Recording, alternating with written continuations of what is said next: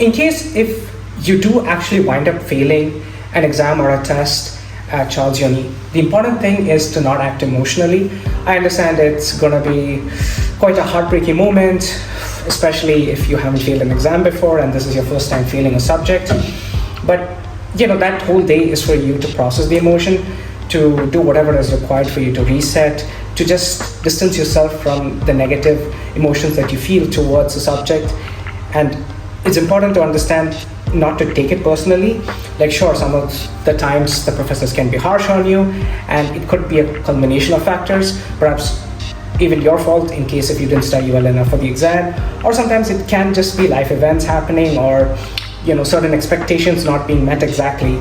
So these things happen. It's important to take that day off once you're done or not done with that exam, and just do everything that you've wanted to do to relax, just reset, and the next day decide what exactly you would like to do. If it's giving another attempt with the same subject, or to think about going for the other subject that could be there. And this is usually something that pops up in anatomy and histology. Like, in case, for example, if you fail anatomy, you think of giving histology, and this can vary depending on person to person. But whatever you do, just don't think about giving the exam immediately that week itself. Terrible idea. And in case if you do fail it, then you run the risk of going into your last attempt, and this would be a very messy situation, very stress-inducing situation to be in. So don't take any subject to your last attempt in the first week itself. Terrible idea. So what I would recommend is, if you do fail that subject, once you've taken that time off to decide if you want to continue with it or no, make sure you study it thoroughly. Like, whatever questions you left out the previous time, make sure you hammer it in, make sure you know something at least in every question.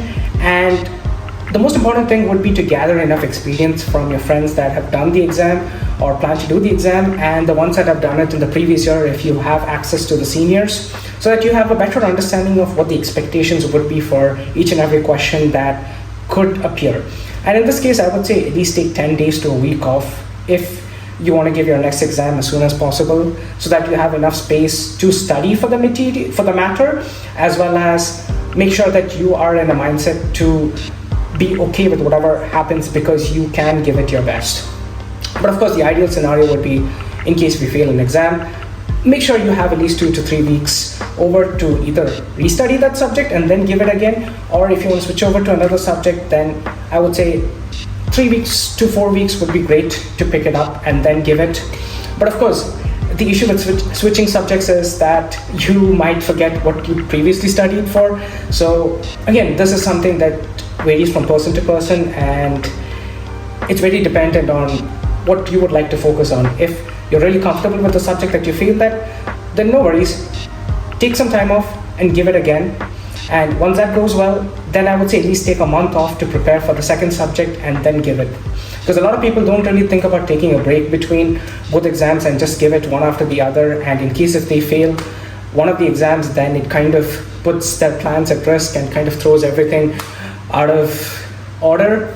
So yeah, this is definitely an issue you are going to see either yourself in or your friends in. It's a harsh reality, yes, but it's definitely possible to get through it. It just requires proper planning. And this is something that's just going to make you tougher as a person and help you deal with a lot more things that happen later on in life.